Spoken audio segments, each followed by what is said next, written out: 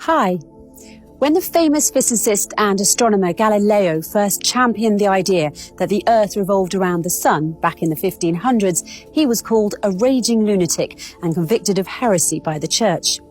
He was then sentenced to life imprisonment and died under house arrest around 9 years later. But if a 10-year-old tells his science teacher that same fact today, nobody even bats an eyelash. So what's changed? Lots of things. The world has evolved, new technologies have been developed that help us more accurately understand astronomy, for example. So poor old Galileo was not insane, he was simply before his time. Luckily, scientists today have more advanced tools and gadgets that can help them avoid meeting the same fate as Galileo, but sometimes their claims still make us do a double take when we first hear about them, especially if we don't have a background in science and physics. Let's look at an example, shall we? In their published works, two different scientists, Tom Garrison and Michael Allaby, both compare mountains to ships. Yes, you heard me. Mountains, those tall, massive structures that protrude out of the earth in such a stately, solid way, and ships sailing in the open water. Sounds like an odd coupling, but the physical law of buoyancy, developed by the Greek mathematician and inventor Archimedes, would say otherwise. This is because the driving force behind both ships and mountains is one and the same, and it's something called buoyancy. Now, the words buoyant or floating don't usually pop into our heads when we think of mountains. But guess what happens to a mountain when a thick sheet of ice accumulates on its surface? The rock sinks into the mantle under its weight, just as a ship sinks deeper into the water when it's loaded with cargo. And what happens to the mountain when it erodes or after the removal of the thick sheet of ice from its surface? In much the same way as a ship rises again when the cargo is removed from it, the Earth's crust will rise again in response to the reduced load on the mountain. We know all this today from the research conducted by scientists such as Garrison and Allaby in 2013 and 14. But flashback 14 centuries ago to when the Quran was revealed, and you'll find that it too makes the same analogy in chapter 42, verse 32, when it says, "And among his signs are the ships in the sea like mountains." How in the world could a book revealed that long ago possibly contain such accurate scientific analogies in the glaring absence of the necessary scientific tools and proofs at that time? Yet another example of modern science mirroring the Quran relates to the concept of inertia.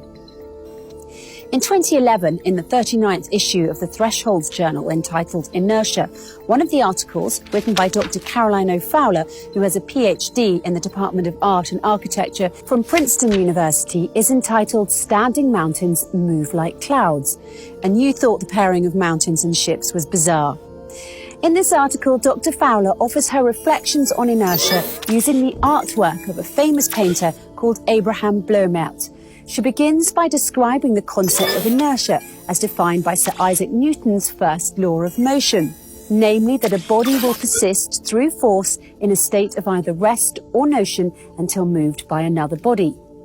She then goes on to shower her praises on the painter for his ability to express this rather abstract concept of inertia with only the stroke of his paintbrush in a single picture. In her conclusion, Dr. Fowler further draws attention to the fact that Bloemaert moved towards an understanding of movement, which is not about setting things into motion through a violent force, but instead suggests the notion that the world may already be in movement. And like the mountains that move like clouds, movement and rest are two different, but ontologically equal states. It is impressive when art is able to depict scientific notions in a straightforward way. But long before Bloemaert, Newton or Galileo himself, it was the Quran that presented the understanding of force and movement as a relational concept. In chapter 22, verse 88 of the Quran, it reads, "And you see the mountains and think them solid, but they move like clouds. It is God's technique which has established everything perfectly." Centuries ago, God told us that he created the world following the laws of inertia. It is science that is just now catching up. So who says science and religion have to be at odds? In the Quran, science and religion are twin sisters, and I don't mean the type of twins that keep saying they're identical when everyone really knows they're fraternal. The Quran contains many passages that were not understood by scientists, let alone regular people, until recently, and some that science still has not fully deciphered. But this should come as no surprise. In fact, the Quran itself tells us that this will happen when it says, "And these similes we put forward for mankind, but none will understand them except those who have knowledge." Let's look at that word a little closer now, simile.